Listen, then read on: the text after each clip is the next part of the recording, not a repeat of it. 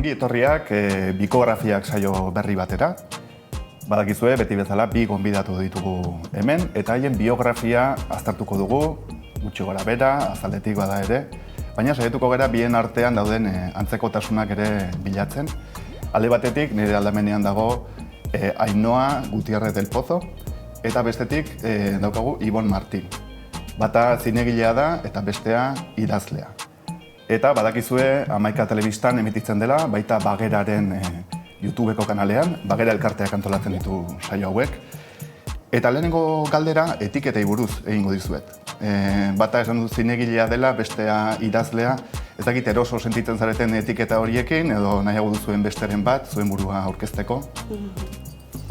Nire kasuan, egia da, karrera ikasten ari ginenean adibidez, edo karrera bukatu berri, gure lagun batzuk medikuntza ikasita segituan esan zezaketen medikuak zirela, ez? Guri artista ezinela, hortako igual ona izan behar, baina ez bakarrik ikasketakin olako krisia bat zegoen.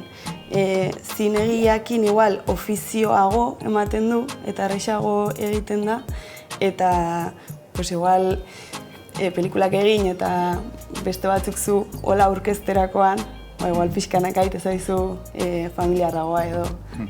Nire esago naiteke horrekin, artistakin ere bai, eta zine kritikariarekin.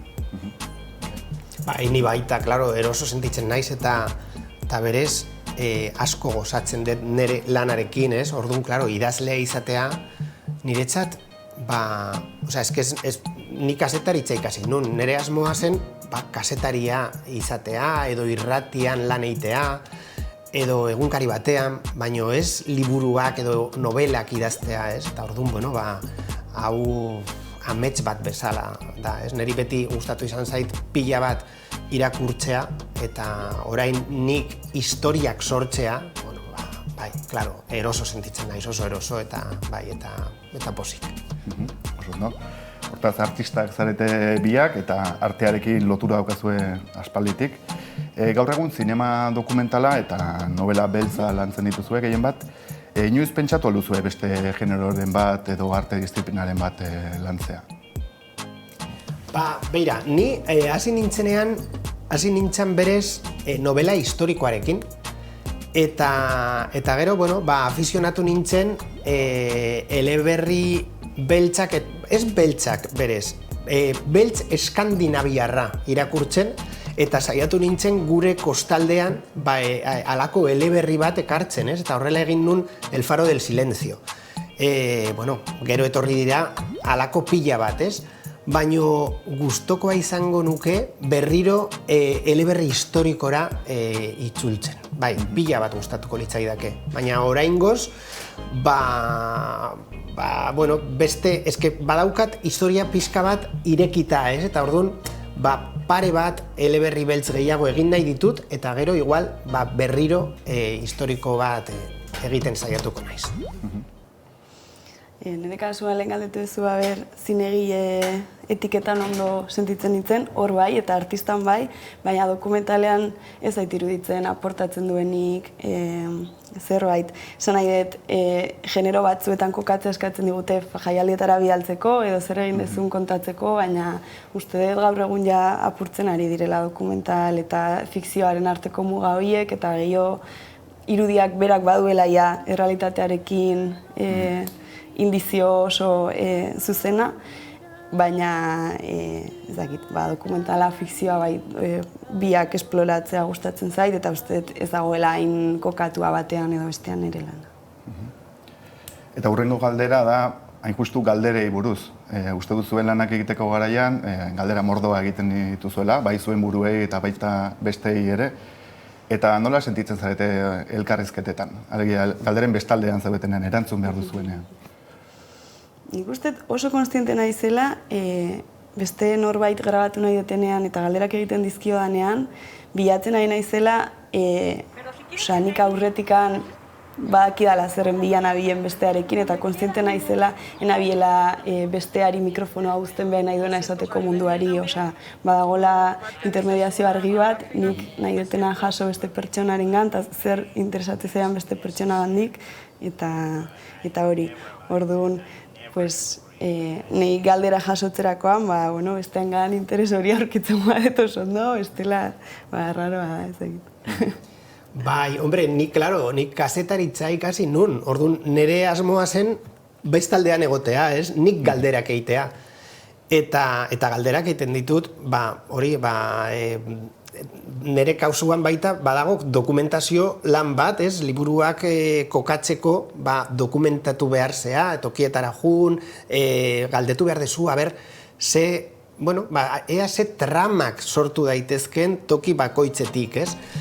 Baino justo hor geratu dira nire kasetaritza ikasketak, ez? Eta orain, ohituta nago, ez? Alde hontan egotea. Azkenean, liburu bat egitea, liburua idaztea da, baina gero liburua saltzeko edo liburua existitzen dela jakinarazteko, elkarrizketa pila bat egin behar dira. Eta ohitu naiz bestalde hontan egotea. Eta zuen ibilbidean izan alduzue pertsona referenteren bat, edo inspirazio eman dizuen figuraren bat, orain zaudeten puntura iristeko? Badago beti jendea, ez? Nik, adibidez, nire kasuan, nire aita kasetaritza zan. Orduan, nik ikusten nun bere bizitza, bere lana, eta gustukoa nuen. Eta bera bezala egin nahi nun, ez? Eta gero, bera, adibidez, nire aitona, nire amaren aita, meategi batean egiten zuen lan. Baina gero, idazten zuen bere bizitzari buruz, bere biografia egiten zuen, ez? Eta irakurtzen nunean, zen como, ostras, nik alako gauzak, emozioak eta sortu behar ditutez, eta baina referenteak beti dauzkazu, ez? Bai familian, bai kanpoan, uste dut denok dauzkagula. Nire kasuan ere referente asko eta gertukoak, baina nik uste justo nire kasuan emakume zine zuzendariak izan direla gertu izan ditudanak eta hoiegan islatzea lortzean horrek ere ekarri dela sinistea zeoze inezakela, ez? Eta orduan zentzortan emakume erreferenteak izan direla bat baino gehiago eta... Orain lantzen duzuen disiplinari dagokionez, okerrez banago, Ainoren kasuan Medvedek lana da plazaratu duzun azkena, eta Ibonen kasuan, aurrentzako onin bilduman atera duzu ale bat, baina novela beltzan La hora de las gaviotas.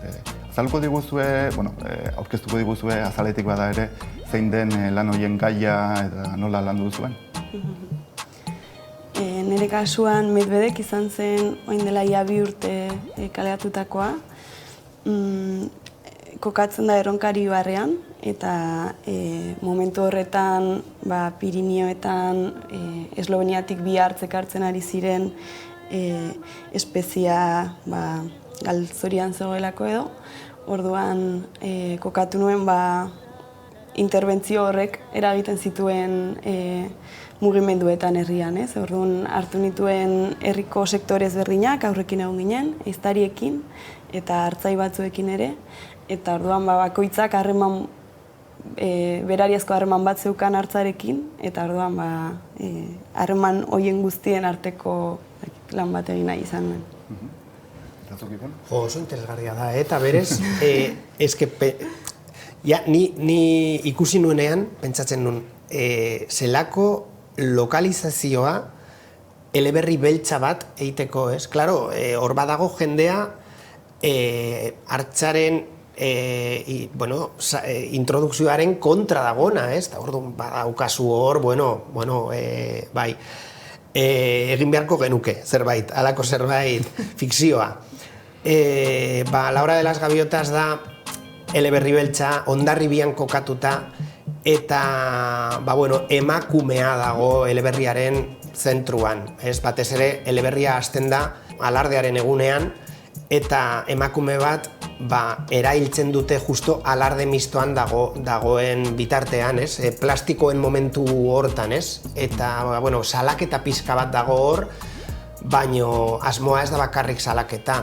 Asmoa da, irakurleak ondo pasatzea, azken finean da, eleberria, bueno, entretenigarria izateko, baino baita hor mezua dago, ez? Nola niretzat gertatzen ari dena alardearekin, kriston lotxa ematen dit, ez? Eta hemendik ateratzen nahi zenean eta elkarrizketak egiten didatenean beti jendea geratzen da, baina hori benetan pasatzen ari da, bai, benetan pasatzen ari da, halako boikota gertatzen ari da urtero, ez? Eta, gustokoa nuen, edo, hor sartzea, eta zer egin dezaket nik, eleberri beltz bat han kokatzea, eta han hastea, eta, salaketa bezala.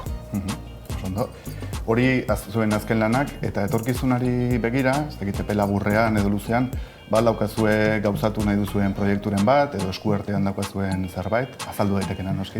Beira, ni adibidez, orain Oñatira jun naiz, eta Oñatin prestatzen ari naiz beste eleberri beltz bat, hor, Oñati inguruan, Arantzazu inguruan, eta gero gustatuko litzaidake pila bat, baina hori oraindik ez da gauzatu, nire eleberriren bat zinera edo telebistara eramatea. Eta uste dut, hemendik zerbait atera behar dela, ez? Aprobetxatu beharko dut gaur, bai. Eta zuk Ainhoa? Bai, Medvedek egin nuenean izan zen lehenengo gerturapena harrapakari eta gizakien arteko harremanaren inguruko hausnarketei eta orain garatzen ari naiz luze metrai bat, baita bai hartzarekin eta bai Otxebarekin Bizkaialdean zerikusia daukana.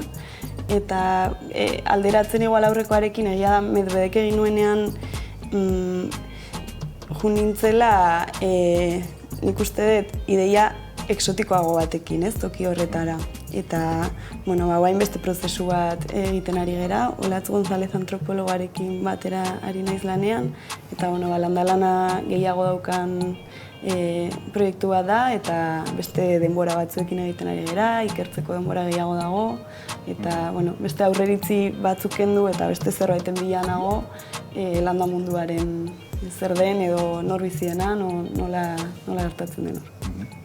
Benetan interesgarriak eta adi egongo gara eta zain proiektu berri horiek ateratzen direnean. Orain pandemia betean jarraitzen dugu eta zuen ustez, alde batetik nola eragin du kulturan pandemia honek, kulturgileengan, ez dakit zuengan edo zuen gertuko kulturgileengan nola ikusi duzue eragin hori? Bai, zinemaren kasuan nahiko zaila da, zeren zinema demo guztien kanpoko munduarekin lan egiten du, orduan debekatua zegoen etxetik ateratzea, gero debekatua zegoen elkartzea, debekatua zegoen herriz mugitzea, eta nahiko zailtasun, ez da izan premiazko ogibide bat, orduan gauza asko atzeratu egin dira, subentzioak ere, eta zentzu hortan ez da izan bere momentu onena. Gero bai egia da, aurretik grabatutako materiala edo artxiboekin egiten da asko lan, eta igual joera bat egon dela, zeneuzkan irudi horietatik abiatu, etxean zehose hausnartu, analizatu eta horrekin zerbait egitera. Orduan, klaro, eragina du eta ez dago gaizki ere hori zineman islatua egotea, ze momentutan gauden. Horrek ekarri du beste mota bateko lanak egitera. Bai, oso urte arraroa izan da. Adibidez, nik idazteko normalean asko bidaiatzen dut, edo asko, gustatzen zait tokitara jutea, ez? Adibidez, Hondarribiri buruz idazten ari banaiz, Hondarribin eitea, edo gutxienez, Hondarribin ia egunero paseatzea, jendeari entzutea, dokumentazio lana egitea, eta ez bakarrik dokumentazio lana egitea, ni saiatzen naizen, ni idazten dudanean, saiatzen naiz, usainak, denak, zentsumen guztiekin idazten, ez? Eta orduan, han bazaude, badakizu, ze usaina dagoen, ze soinuak, ze ambientea, ez? Hori, filme batean baita hor sartzen da. Eta, klaro, ezin nintzen Hondarribira jun. Eta orduan, ni idatzi nun hemen Donostin furgoneta baten barruan, etxean ezin nintzen konzentratu, orduan etxe aurrean furgoneta batean, han idazten nun, ez? Eta, bueno, gero zorionez, jendea etxean egon denez, liburu pila bat saldu dira, eta, bueno, gutxienez, salmentak oso ondo egon dira, oso urte ona izan da liburuentzako, ez? Baina sormen lanarako, ostras, zailtasun handia. Orain, pixka bat atzera egingo dugu, bakoitzaren ibilbideari buruz kaldera bana egingo dizuet.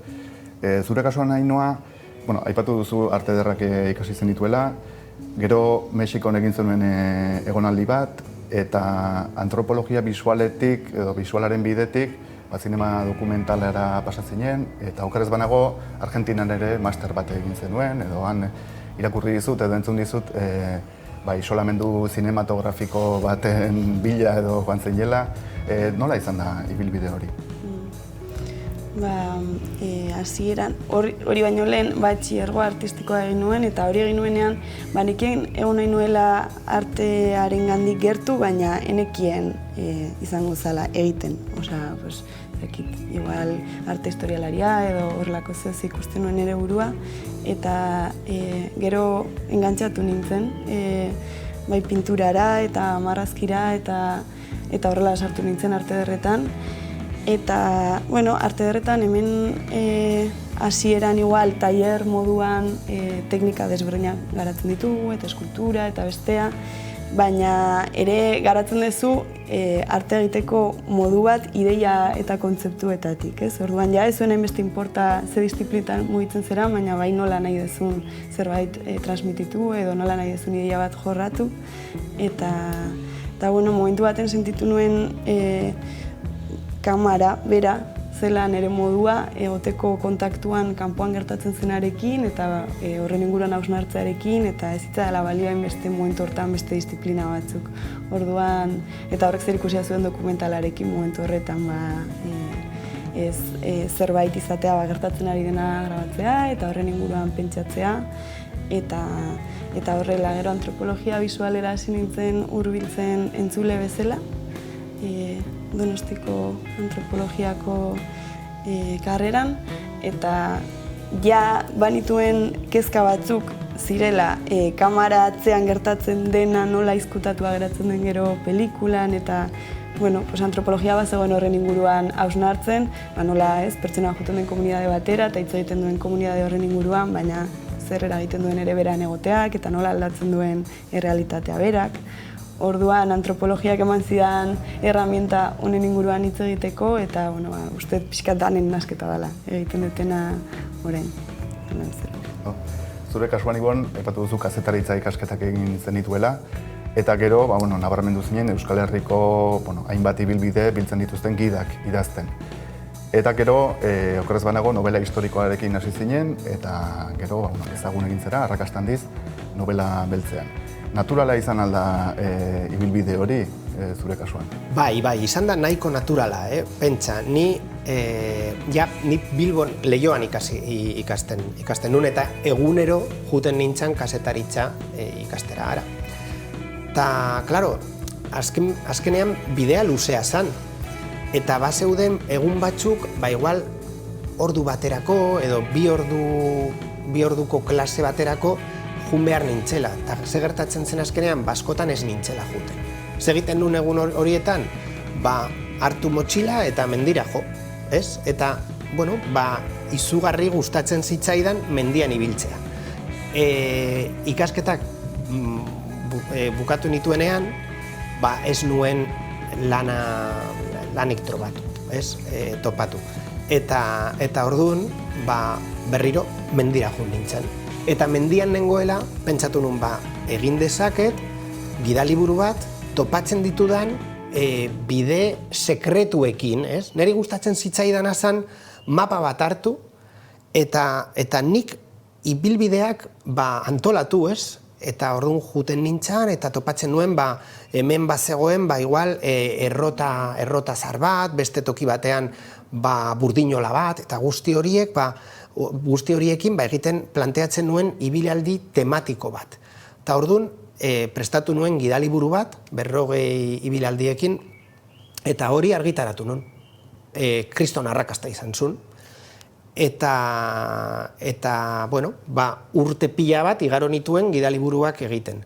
Baina, klaro, konturatu nintzen, gehien gustatzen zitzaidana zala,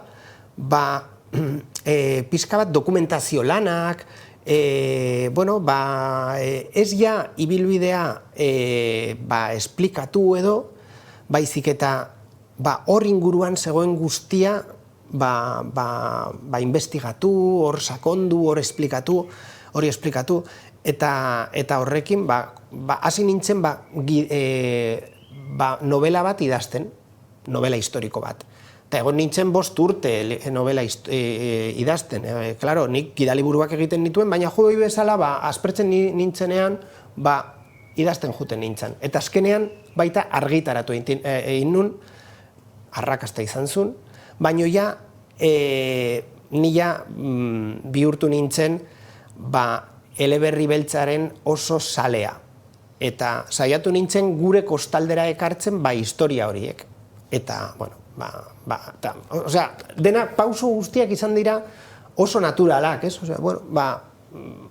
Ez dakit, ibai bat bezala, ibaia juten den bezala, nire bizitza horrela junda, baina ez da egon alako bihurgunerik edo, ez? Dena izan da nahiko erosoa, nahiko normala. Horren, dokumentazioa aipatu duzu Ibon, eta zuk Ainhoa Landalana. Zuen, azken emaitzari begira, irudipena daukat, lanaren zati hori oso garrantzitsua dela, ez? Hala alda. Bai. Osea, ez dakit, igual badaude gauza batzuk tokira iritsi baina aurretik azkizkizula edo sentitzen dituzula modu batean, eta gero toki batean zabenean hori aldatu daiteke edo ez, baina bai, uste dut.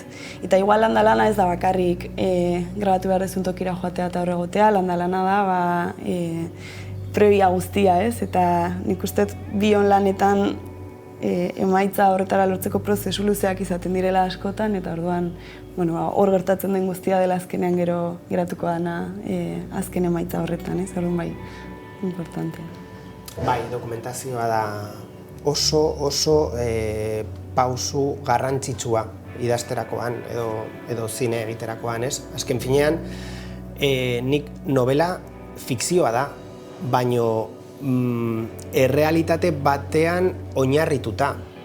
Berez, nik Hondarribira juten banaiz idaztera, jakin behar dut ze gertatzen den alardean, baino baita ze beste arazoak dauden herriko eguneroko bizitzan, ez? Eta horretarako, balkoiak ikusi behar dituzu. Ze kartel mota daude. Adibidez, Hondarribin topatzen nituenak beti ziren zaldunborda ez. Zaldunborda ez ze izango den hau, ez? Eta azkenean, galdetzen juten zea, eta zaldunborda da, outlet proiektu bat, justo gaintzurizketan, eta herria horren edo herriaren kopuru handi bat, horren kontra dago, horri buruz baita dokumentatu behar zea, eta niri gustatzen zait errealitatea liburutan egotea, eta horretarako dokumentazioa da oso garrantzitsua, ez? Edo adibidez, ertzainen lanari buruzko dokumentazioa. Claro, kontatu behar dezu prozedimenduak gutxi gora bera, igual badago fikzio puntu bat, ez? Errealitatea aspergarriagoa delako. Burokrazia pila bat dagolako, baina kontatzen duzuna da ertzainaren munduan gertatzen dana. Esango nuke gainera, oraintxe aipatu duzunarekin lotuta, bien lanek badutela halako antzekotasun bat fikzioa eta errealitatearen artean. Zuk aipatu duzu dokumentala gero eta gehiago dagoela lotuta fikzioarekin, eta zure kasuan fikzioa da, baina errealitatearekin badago halako lotura indartsu bat. Ez, hala alda, nola kokatzen dituzu zuen lanak fikzioa eta realitatearen artean? Bueno, jolasa hori da, ez? Nola hartu pixka bat errealitatea, baino fikzioan sartu askotan berez nahazten dira hainbeste ezin dezula banatu non dago edo bueno, ez dakizula non dago, nik badakit, baina irakurleak ez daki non dago fikzioa eta errealitatearen muga, ez? Eta, bueno, baina, bai, hor daude eta garrantzitsua da biak hor egotea, ez? Bueno, claro, dokumental batean fikzioa ez dauka, suposatzen dut, pisua ez daukala, baina, claro, novela batean, eske fikzioa da garrantzitsuena, azken finean, ez? Baina errealitate batean kokatuta beti. Zinemaren kasuan, pentsatzen dut dokumentala saiatzen ari direla definitzen, zinema sortu zenetik, ez? Denba guztian horra, baina hori ez da, baina hori bada, eta, klaro, ez? Nola, zeren, konturatzen bazea, errealitate bat manipulatzen ari zehala ja, balda hori dokumentala eta ez, olako buelta pilo bat ematen, eta, bueno, osea, uste dut, bai dokumentalean eta bai fikzioan beti daudela, ustekabean pasatzen diren beste generoari lotutako gauzak, izan daiteke fikzio batean pasatzen den euli bat eta horri azertatzen da, ez? Eta orduan, igual interesanteagoa dela, dokumentalak eta fikzioak bakoitzak ze eman diezakezuen kontatzeko zerbait. Orduan, sartzen badezu, ez dakit, protesta bat, manifestazio baten irudi bat, benetan gertatu dena, baina gero beste historio batekin fikzionatua sartzezu. Ustez, hor lortzen dituzula, zubi batzuk egitea errealitatearekin, baina historia kontatzea ala ere, igual interesanteagoak dienak batean o bestean kokatzea baino. Orain, pixka bat atzera egingo dugu, aipatu ditugu unibertsitateko ikasketak, zuek biok Leioan ikasi zenuten, fakultate ezberdinetan. Eta nera bezaroan, unibertsitateaz pentsatzen zenuten hori, edo espero zenuten hori aurkitu altzen duten, gero, fakultatean. Ez. Bueno, a ber, nik unibertsitatean asko ikasi nun, oso ondo pasa nun baita, eta beira, igual, ikasi nuena unibertsitatean izan zen autobusean pila bat irakurtzen nun, klaro, eta irakurtzen, azkenean, idazle bat egiten da. Orduan, ni uste dut, idazle bihurtu nintzala autobusean eta ez fakultatean. Uste dut, hori da pixka bat nire, oraintxe bertan, bururatu zait, baina uste dut, gehiago, nire bidea topatu nula, bidai txungoko bidaietan. Niri iruditzen zait, hasteko Leioako kampusa dagoela ez leku baten kokatua, nik oraindik ez diola lortu buelta ematen horri. Nola dago nahin desengantzatua Bilborekin edo beste gauzatzuekin, balitz bezala toki bat bakarrik ez, murru batzu dituena eta horri ikasten dela, eta kanpoan ez, eta olako gauza bat oraindik ez dutela lortzen gainditzen. Eta gero gainera Leioako Arte Ederretako fakultatea badatoki oso polit bat eta burbuia modukoa da eta gertatzen diren gauzak kampusan ez dira gertatzen, jendea etortzen da gure fakultatera, baina nik nuen ondo bizi deskonexio hori justu ulertzen dutelako bai artea eta bai beste gauza guztiak erakusten direnak Leioan munduarekin zerikusia daukatela, ez? Eta iritze zait kampus hori saiakera bat hori isolatua egoteko eta zerbait hor ez dutena gustatzen. Ondo, eta jarraituko dugu pixka bat atzera egiten, nera bezaroan egon altzen filmen bat edo libururen bat bereziki markatu zaituztena edo? Niri gauza beti oso gozaiak egite zaizkit erantzuten. Uste dut gainera, zinema neukala argi, zakit, 20-21 urtera arte. Orduan, nera bezaroan, zinera jutea gustatzen zitzaidan, irakurtzea igual gustatu izan zait beti, hori lehenago zetorren, marraztea eta margotzea egonda tartean. Orduan, igual, harreman bat estetikoa dena munduarekin, ez estetikoa bakarrik itxurarena, baina estetikoa igual arrazoitik sartzen ez diren beste gauza batzuekin lotzea mundua, holako zerbait hori bai, baina pelikula eta ez dakit esaten.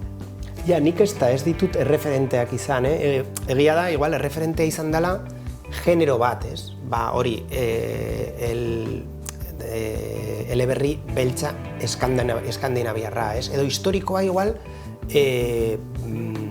pila bat saltzen zana. Osea, pues, Ken Folleten Los pilares de la tierra edo alako liburu bat nik sortu nahi nuen, ez? Eta horregatik hasi nintzen eleberri historikoa egiten, El Valle sin nombrerekin. Baino gehien izan da hori, mundua ikusteko era bat, ez? Neri gustatzen zait irakurtzea, irakurriz bidaiatzea, eta hori izan da igual niretzat erreferentea, ez? Ostras, gustatzen zait pila bat bidaiatzea, baina ezin naiz beti bidaiatzen bizi, ez? Bidaiatuko naiz, irakurtzen.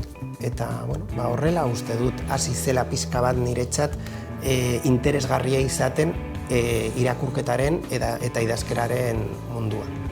Eta hori lotuta ez igual nera bezaroan, hau ja izan da montan lanean, baina nire iruditzen zait dokumentalak eta seguro nobelakoa duela, dela gustatzen zaizkizun errealitate horietara edo bizi nahiko zenituzken bizitza modu desberdinetara gerturatzeko gure erramienta dela. Eta orduan, zu pasatzen dituzu 2 urte zerbaiten inguruan pentsatzen, jendea ezagutzen eta modu baten bizitzen duzu hori. Eta, baukazu aitzakia dela pelikula bat egiten ari naiz, baina nahi dezuna dela hori ezagutu eta bizi, ez?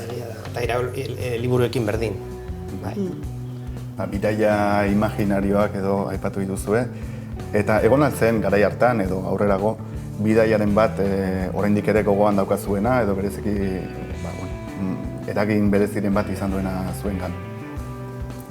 Jo, niri trenak dira niretzat, osea, bueno, eske ni ez nintzen ez kazetaria izan nahi, ez idazlaria, ni izan nahi nuen tren makinista. Osea, hori zen nire ametsa gaztetatik. Eta betaurrekoak daramatzat, eta ordun orain aldezu, baino lehen ezin zen. Osea, betaurrekoekin tren gidari bat, ez dakitzein zen arazoa, baina bueno, ezin zen. Eta bueno, baina beti al nuenean, interrailarekin edo, bidaiatzen nun. Eta nire hor daukadan bidaia da transiberianoa egitea. Transiberianoa egitea eta idatzi zerbait, transiberianoari buruz, ez dakit igual libururen bat edo ez dakit zer, baina transiberianoan egun batzuk bizi eta notak hartzea, hori izango litzateke, zoragarria. Nik igual hartuko da galdera izandako bidai batena edo inguruan. Nik uste justo dokumentalgintza pixkat presenteago edo neukan garai batean Mexikora joan nintzen, Erasmusean, eta izan zen pixkat kaixo ongi etorri, europearra zea, txuria zea, emakume zea ez, gauza guzti horiek konturatze zeanak batzutan bestetasun baten aurrean edo. Eta egon ginen urte bete, eta gero muga zeharkatu genuen Estatu Batuetara, bertan bidai bat egiteko Quebecera arte, lagun batekin. Eta gure ideia zen igual zehose grabatzea bidean, eta mugan geundela galdetu ziguten, ia hijituak ginen. Eta, klaro, izan zen, urtebete egonda gero Mexikon txurien privilegio guztiak gozatzen, batean mugako galdera horrek utzi ditun guztiz deskolokatuak ez, gaina gure pasaporte espainola eskutan, ez den ulertzen galdera, arrazaren inguruko galdera bat zan, ozea iziren galdetzen. Eta, horrek, iguala aurretik genuen ideia hori, baina horrek emantzigun norabide bat, eta bidai horretan guztian jendea elkarrezketatu genuen, gizon txuri heterosexuala etzan jendea elkarrezketatu genuen, eta justo bazen modu bat gure gertatzen ari zitzaigunaren inguruan hausnartzeko, hurbiltzeko ezagutu nahi genuen errealitate batera, baina igual kamarari gabe edo, ezakit, emantzigun modu bat jende horrekin lan egiteko. Eta gero gertatu zen, hortikan 2 urtera hartu nuela materiala eta konturatu nintzela gure galdera guztietan askotan txuriak gu ginela edo privilegio dunak duma guztian gu ginela kamara eskutan genuela. Orduan ezin zela izkutatu gure botera harreman hori sortzen genuena elkarrezketatzen genuen pertsonekin eta hor zegoela pelikula, ez? Ez bakarrik behaiek esate zutenan, baizik eta guk egiten genizkienen galdera batzutan askotan norabidetuak esateko guk nahi genuena, eta ordu, bueno, bidai hori eta gerora artxibo hori hartzeak hori igual izan zen momentu bat, markatu diana nundikan egin lanak eta nola kokatu hor. Benetan interesgarria, orain gai arinago batera edo pasako naiz, hurrengo galderarekin. Lehen galetu izuet, liburu edo film berezi bati buruz, egia zaila dela aipatzea, baina orain kuriositatea daukat, nerabezaro garaian zen musika entzuten zenuten. Ez du izan behar zehazki talde bat edo, baina bueno, gutxi gora bera, zer entzuten zenuten orduan? Nerabezaroan nik uste pues Marea, La Fuga, gero La Polla, holako musika. Horrenik ere entzuten dituzu edo? Ez, horrenik ez ditut entzuten, baina, bueno, entzuten baditut mugitzen jate, garai hortan mugitzen zidaten bezala. Eta zuki ba? Ni jartzen nuen Euskadi Gaztea eta jartzen zutena, osea, ni musikarekin beti izan dut, osea, erabiltzen dut lanarako, eta berez, askotan emozioa sortzeko erabiltzen dut abesti bat edo bestea, idatzi behar dudanean, zer bat tristea edo, baino nire harremana izan da beti, osea, bere katetoa izango dugu, ez? Ni jartzen nun Euskadi Gaztea eta jartzen zutena ondo zegoen, beti. Baina orain bai, erabiltzen dut horrela, eta gainera en plan bukle bat, ez? Idatzi behar dut zerbait tristea, badaukat abesti hau, eta igual 5 orduz abesti horrekin egongo naiz idazten eta sortzen du emozioa. Eta orain, bueno, pixka bat atzera egingo dugu oraindik, haurtzarora joango gara. Irudiak badu garrantzia zuen bion lanetan. Orain eskatuko dizuet, txikitako argazkiren bat, izan daiteke oroitzapen bat, zuentzat berezia dena edo hortxe geratu zaizuena gogoan. Niretzat mendiko argazkiak. Familiarekin mendian pasatzen nituen momentuak, ez? Gogoratzen naiz igual, beira, hau izan zen Palentziako iparraldean, nire lehenengo 2000 mendia, ez? Eta bazegon festa bat, ez dakit zergatik, adarran egiten den bezalako meza bat, urte berri egunean, eta halako zerbait zen, baina abuztuan zen, eta ematen ziguten gaieta batzuk, eta bueno, hor geunden familia osoa, eta dena ikusten zen, Picos de Europa osoak, osea, ez dakit, kriston emozioa sortzen dit oraindik, ez? Familiaan egotea, badago jende asko orain ja ez dagona, eta antzegona, eta hori, sentsazioa, ez? Uste dut, han maite mindu nintzala mendiaz, ez? Eta hasi nintzela ja mendira jotzen. Kasuan etorri zait, gure gurasoek kuadrian eta nahiko garaiantzekotan izan zituzten umeak eta orduan erabaki zuten saiakera bat egitea eskola libre batena behaien kuadriako umeak berta juteko eta ez ginen danak adin berekoak, baina 3 urte gora bera edo lako ze.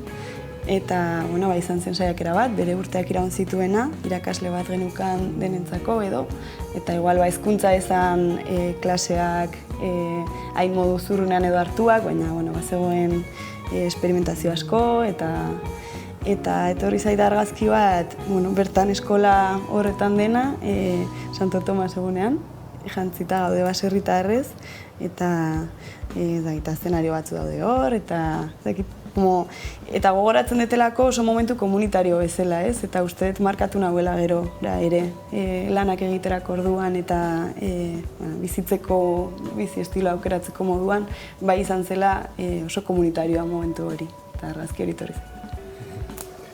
Eta txikitan askotan egiten diguten galdera da zer izan nahi duzuzuk handitan. Eta zuek, Ibonek aipatu du tren makinistarena, ez dakit gaztetako kontua zen edo txikitakoa, eta nunbait irakurri dizut ere, irrati esataria izan nahi zenuela, ez dakit txikitan edo gaztetan. Zer erantzuten zenuten hori galdetzen zizuetenean? Zer izan nahi duzue handitan?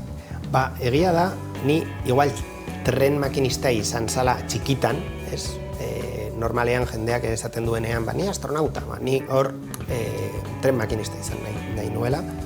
Eta gero ja gaztetan, irratia.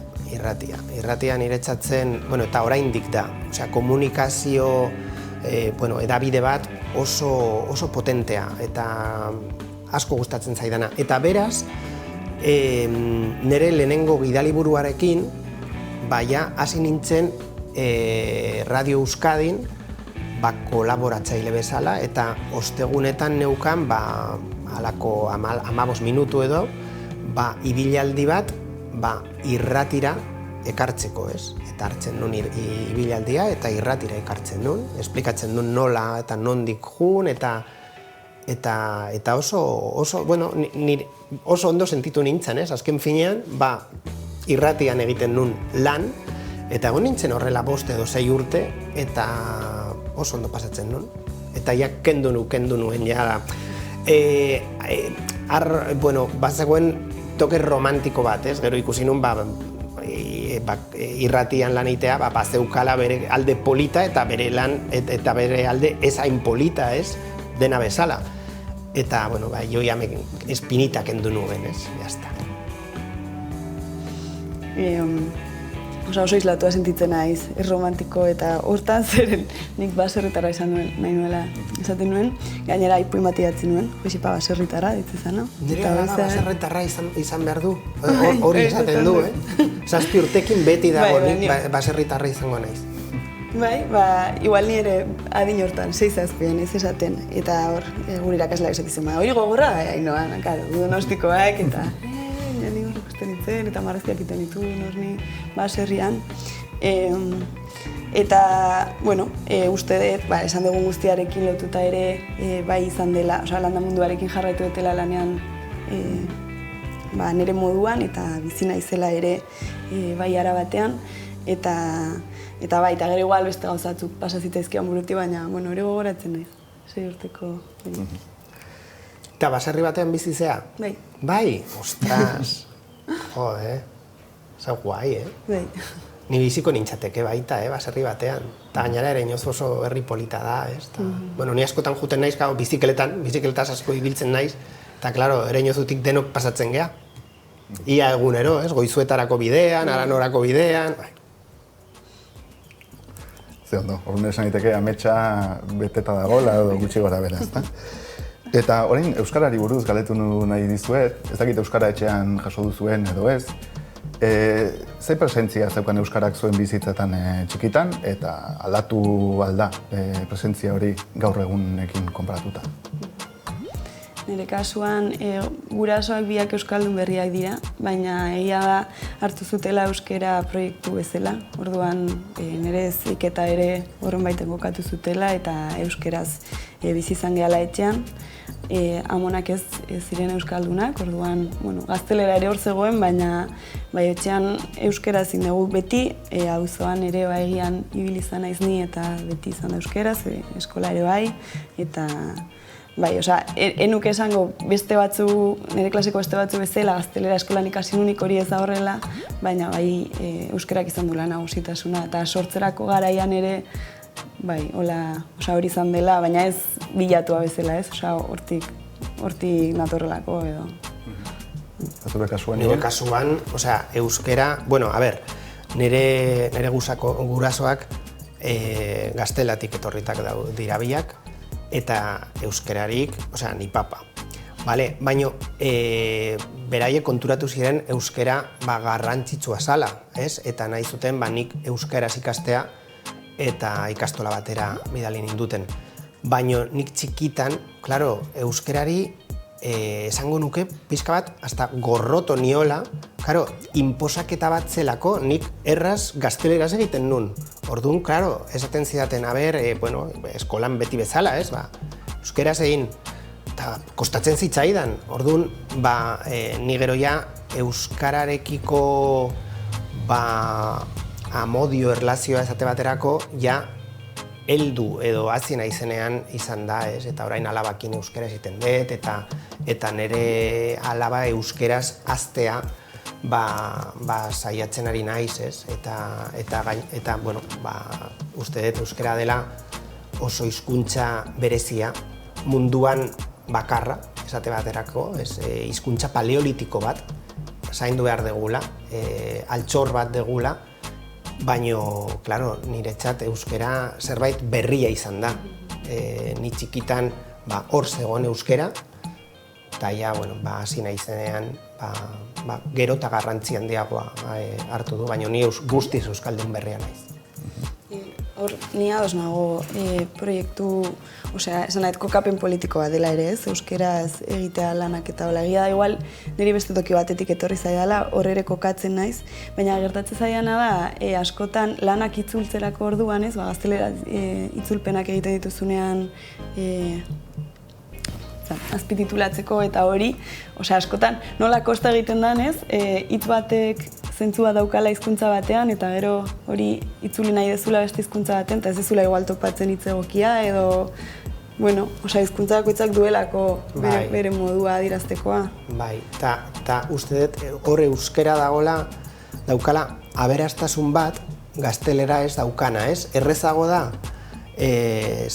badaude hitz batzuk ezin ditu dala gazteleraz esan, ez? Askotan esaten dut, beira, en euskera decimos, ez? Zerbait adierazteko. Badago aberastasun bat, hor badaude hitz batzuk edo esaera batzuk, bueno, gaztelerara ezin direla ekarri. Eta igual ere, ari zeralako hitz egiten gure herriko gauza batzuen inguruan, ez? Eta nola jarri gaztelerazko hitzak justo hori azaltzeko. Zuk Ibon, gazteleraz idazten duzu, baina zure nobeletan badira beti euskarazko espresioak eta okerez banago, badago zure lehenengo eleberri beltza euskarara itzulita, Aiora Jakak itzuli zuen. Zer suposatu du horrek zuretzat, euskaraz ikustea zure novela bat? Berez, asko borrokatu nun, ez nuen topatzen inork euskarara ekartzeko ez itzultzailea, Aiora bazegon prest, baina dirua behar genuen, diru mordo handia, azkenean itzulpena, imprimategia gauza pila bat ordaindu behar dira novela batean, ez?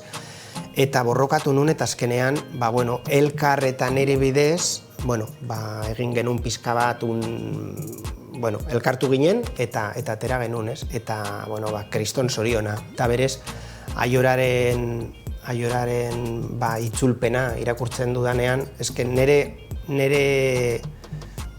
izkiak ikusten ditut, oso eroso sentitzen naiz Aiorarekin, ez? Eta berez, orain hasi gea La danza de los tulipanes itzultzen baita. Formatu berdinean, izango da nire argitaletzea Travelbagen eta elkarren kolaborazio bat, eta Aiorak egiten du. Eta, superposik nago, nire gustatuko litzaidaken nire obra guztiak euskaraz egotea, ez? Baina, pizkanaka. Zure kasuan Ainhoa, euskaraz sortu dituzu, okerez banago zure lan guztiak edo gehienak, eta gero esan duzu, azpitituluak ere egin dituzula, gaztelerara izan da, edo beste hizkuntzaren batera ere itzulita daude lan horiek. Bedeken kasuan, kimuak arduratzen da azpitituluak egitea, orduan, zu begira bat ematen diozu, baina supervisioa da edo.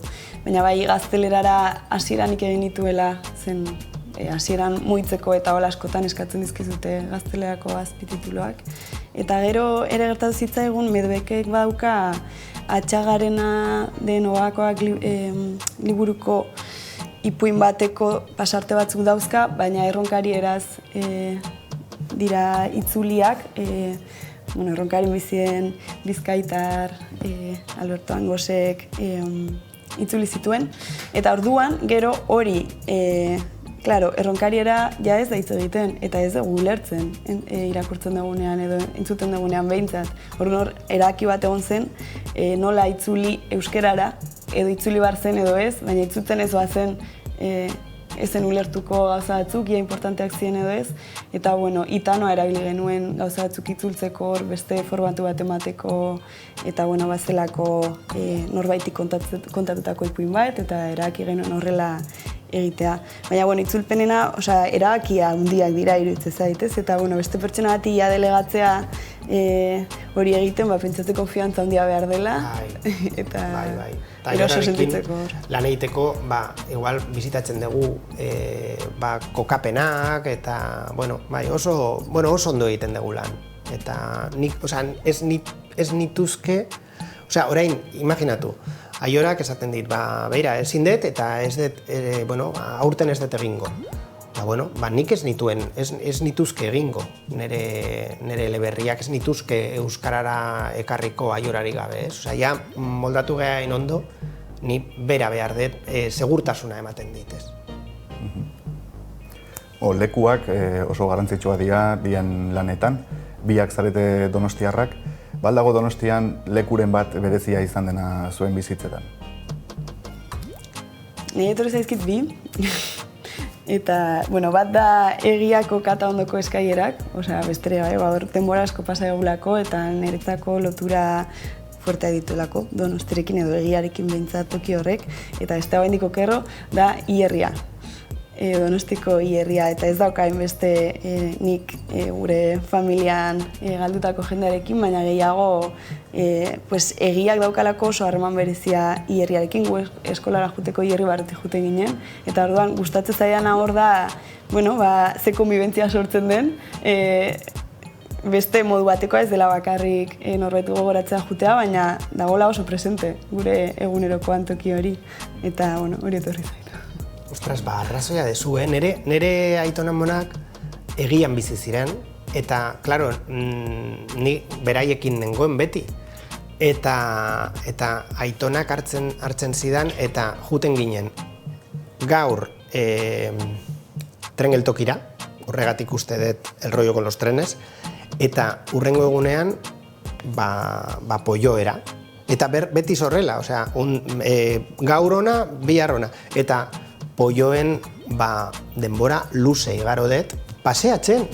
Ez que oso giro polita da paseatzeko. Oso, superlasa izaude. Eta gero intxaurrondora jun ginen bizitzea, eta nire anaia ikasten zuen Zuaiztin, justo hor groseko tren geltokiaren ondoan.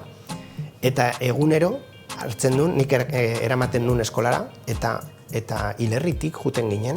Eta nire amak oraindik esaten dit, baina, eske, ze gaixua ez, betik 5 urtekin eta ja hilerria, eske, nola jungo ginen, errepidetik, ez, asko hobeto, hilerritik, super gustora, ez, eta berez egia da hilerriarekin, ni baita oso harreman interesgarria izan dudala, bizitza osoan. Eta gero La Platako faroa. La Platako faroa Donostin dago, Pasaitik iristen da, baina Donostin dago, eta niretzat izan da oso toki berezia beti.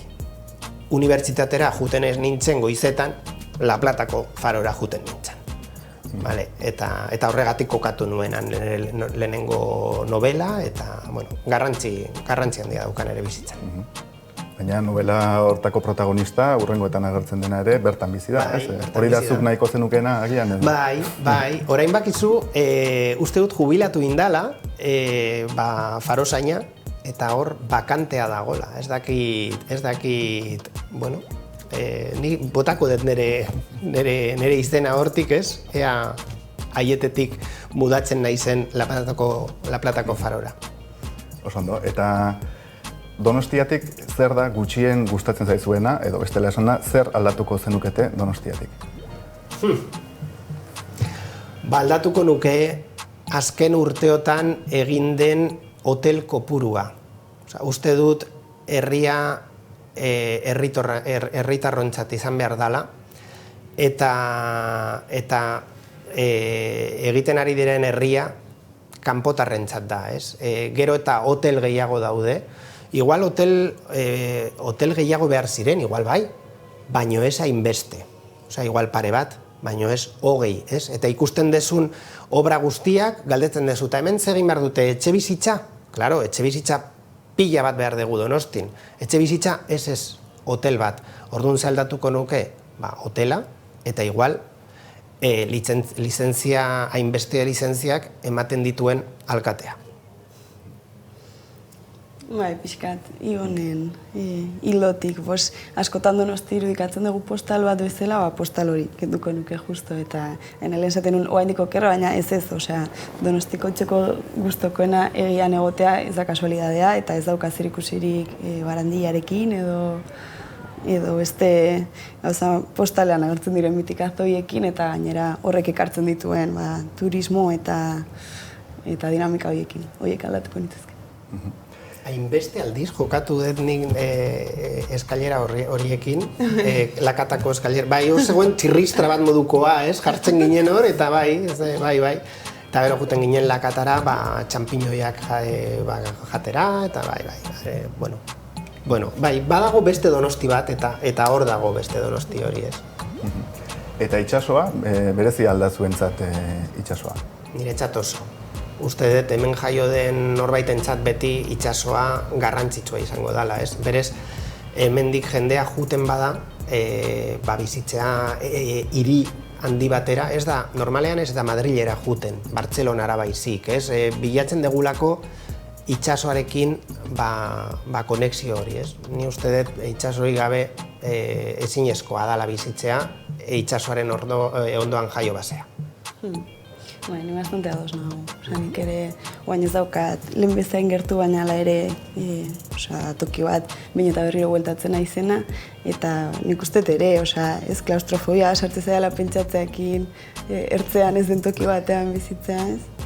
Bai, beste horizonte bat ematen digula, eta... Total.